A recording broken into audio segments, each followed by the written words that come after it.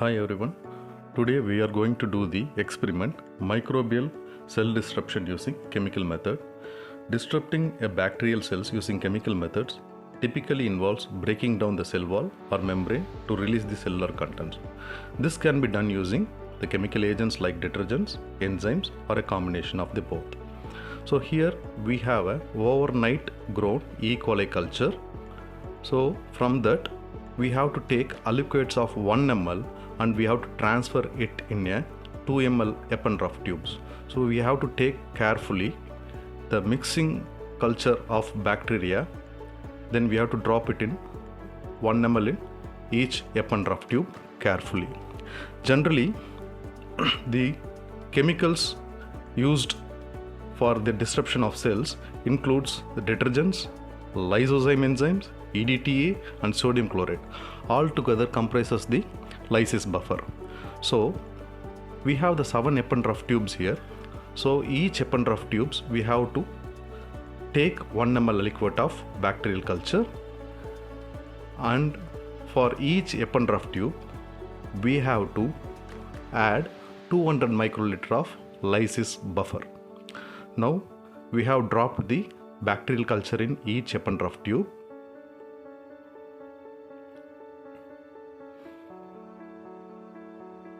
Then what we have to do is we have to close this Eppendorf tubes. Then we have to subject the cells to centrifuge to settle down as a cell pellet. So for that we are going to use the centrifuge. We have to, the rotor is, which will have the 1.5 ml capacity carrying rotor. So we have to load the Eppendorf tubes in the wells present in the rotor, and we have to balance the weight. If the weight is not balanced, for example the opposite side of the Eppendorf don't have the balanced weight, we have to fill it with water and make them to balance. Then we have to close the lid and we have to run it in the 10,000 rpm for 10 minutes.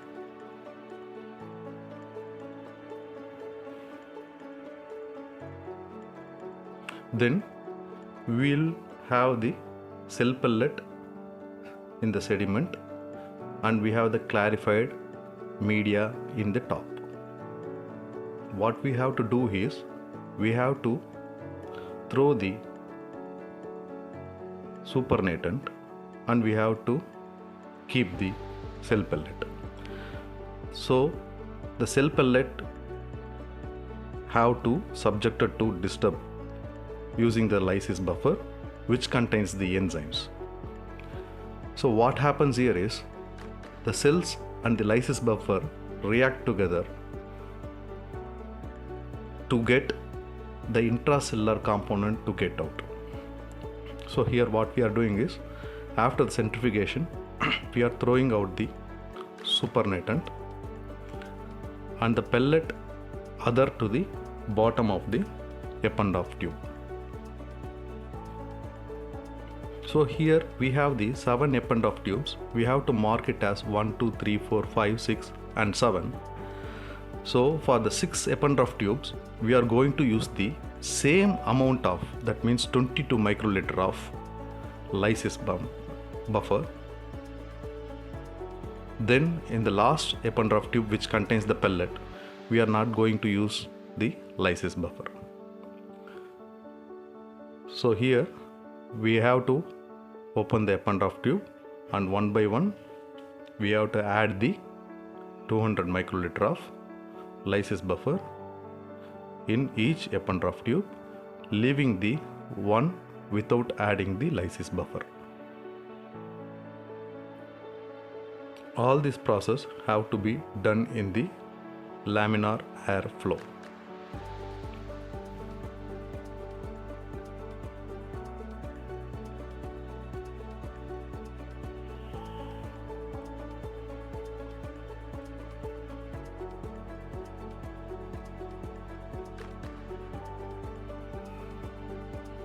So lysis buffer was added in all the 6 Eppendorf tube, leaving the 1 Eppendorf tube. Now we have to close the lid. Again we have to tap it so that the lysis buffer and the bacterial cell pellet will mix together, so efficiently the lysis buffer will react with the cell membrane and disrupt the cell membrane so that the intracellular proteins will come out. And here we are going to estimate the amount of protein released inside the cell after the lysis. So we have to tap each epigraph tube so that the pellet and the lysis buffer mixed equally.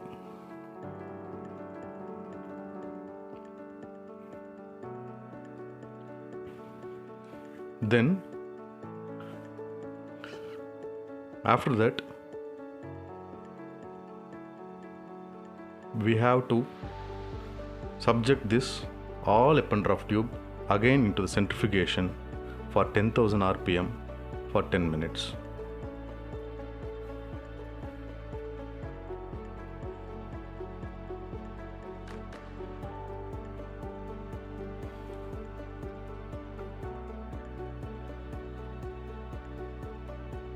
So additionally we have to add the buffer also, so that to make it up to 1 ml. So the one epigraph tube in which the lysis buffer is not added, for that to compensate the volume we are adding the distilled water.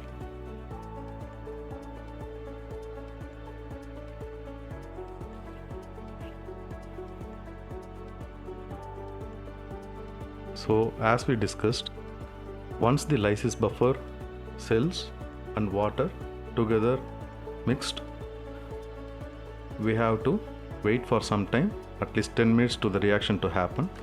After that we have to keep the epigraph tube again in the rotor in proper places to balance the rotor, and if it is not balanced evenly, we can keep the one epigraph tube with water, 1 or 2 epigraph tube with water to balance that. Then again we are closing the lid, and the same 10,000 rpm for 10 minutes we have to keep, so that now what happens, again the pellet will form. The supernatant contain protein, but the pellet we have to throw it because the intracellular compound proteins and all came out. Now we have to measure the protein for each 10th, 20th, 30th, 40th, 50th and 60th minute using the spectrophotometer. So this is the UV visible spectrophotometer. So there are different kinds of methods we can use for estimating the protein.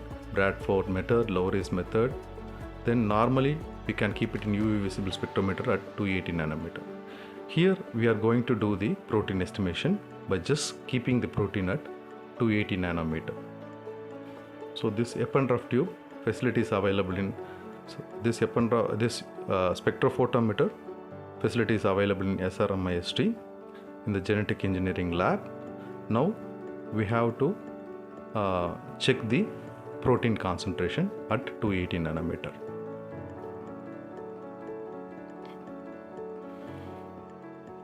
So here we have to go for the fixed concentration, fixed nanometer.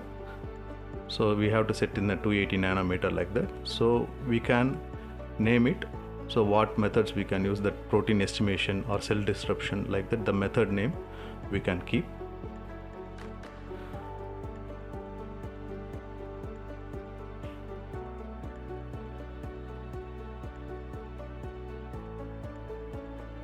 So after naming and saving the name, we can keep at the 280 nanometer. We have to measure the absorbance. We have to set the absorbance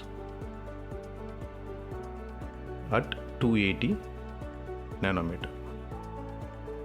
So once the system is set,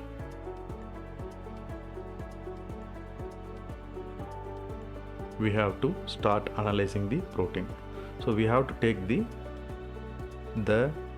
intracellular protein that came out after the chemical cell lysis in a cuvette, and we have to keep the transparent phase in the cuvette, not the opaque phase, transparent phase, and it will show an arrow mark there. You can see that. So facing the transparent phase must face the arrow mark. Then we have to close that. First we have to keep the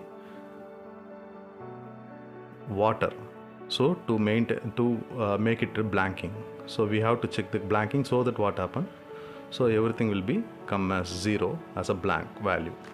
So after that, if we keep the protein, then it will show the value of the protein. So to nullify that, we are keeping the water and set as 0 at 280 nanometer. Now we have to wash the cuvette each time and wipe it with the tissue paper, so that it will be clean, and there must not be any impression about the fingers in the transparent region, so it may disturb the measurement. Now we have to take the new tips each time. Now start the protein concentration with the 10th minute. So we are taking the 10th minute sample and dropping in same in the cuvette. We are wiping the transparent area. Then again we are keeping inside the spectrophotometer. Then we close the lid, and now we can measure. We tap the button, measure there, so that it will show the OD value of 0.071. Likewise, for all the 20th minute, 30th minute, 40th minute, 50th minute, like that we have to repeat the same type of measurement.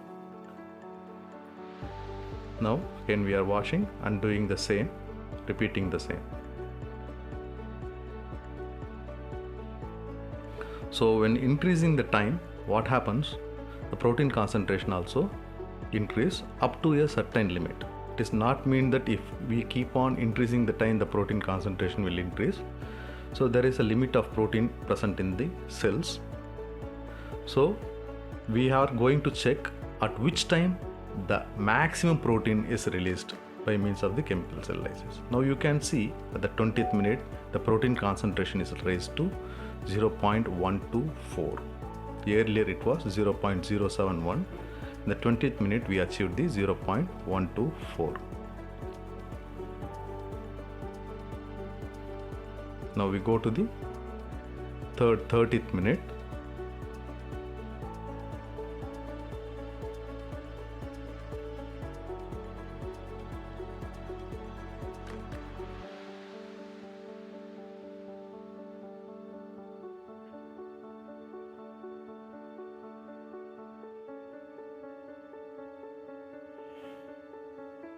So every time we are taking the fresh tips to take the sample.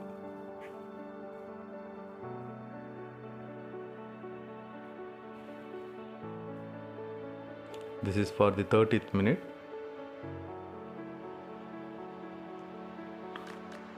Now you can see the OD value comes to 0.214.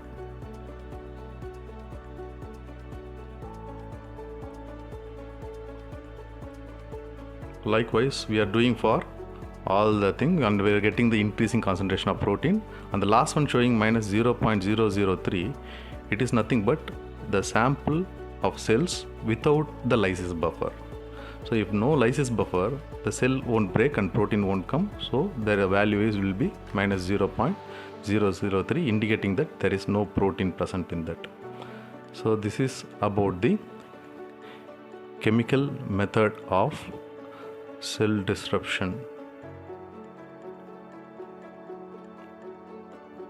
Thank you.